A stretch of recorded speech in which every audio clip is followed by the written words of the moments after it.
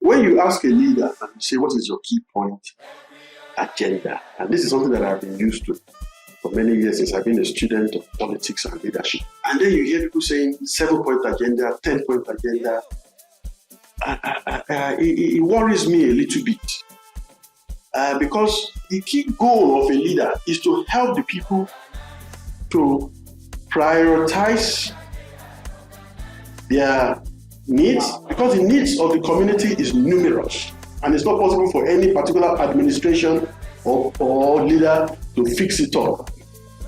So when we are looking about agenda, now the question I have to ask myself is that what is the main agenda of the people of Kogi West? Or let's even go to my village in Kaba, in my local government, in my local government.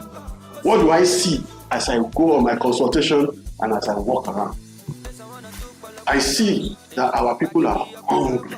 But the current circumstance in this country has turned people that used to be the food basket of the nation into beggars for food. Yam, corn, rice, oil that our people used to take for granted and they could feed their children has now become a luxury. So when I go to my people and telling them, oh, what is your priority? They say, oh, God, we are hungry. Make we chop first. After we chop and we can know that there's food again tomorrow, then we'll be able to figure out how to tell you about this big grammar where you want to talk about what our needs are. So then I sat back and said to myself, if the basic need that we thought that were met in past in Nigeria has now become a priority again, and in fact, it has become an emergency now, food. And then I went and carried out my research in my village, and I realized that our people are even afraid now to go to the farm.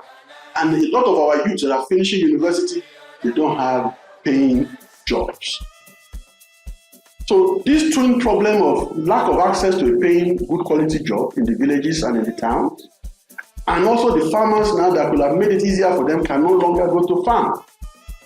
So you don't need to ask me my point agenda. My point agenda is those two things. We need to get our youths into jobs that pay them enough to be able to feed. And secondly, we need to deal with these insecurity issues. I don't have any point agenda than to solve these two problems. The issue of security is not in my hand entirely because I'm not vying to be the governor of the state, nor am I vying to be the president of Nigeria.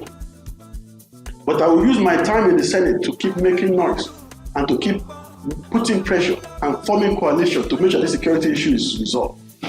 And secondly, the issue of jobs, that one is slightly in my hand because I have spent my life creating jobs as a businessman, so I know how to create jobs.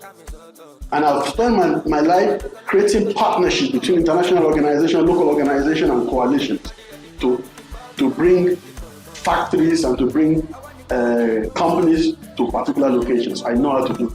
So I will attract job-creating entities into Kogi to start to solve our problem. So really, jobs then automatically becomes my number one priority because it is within my hand. Security becomes number two priority because without security, we cannot feed our people in the village. So those are the two issues that I would like to tackle within the first 4 years.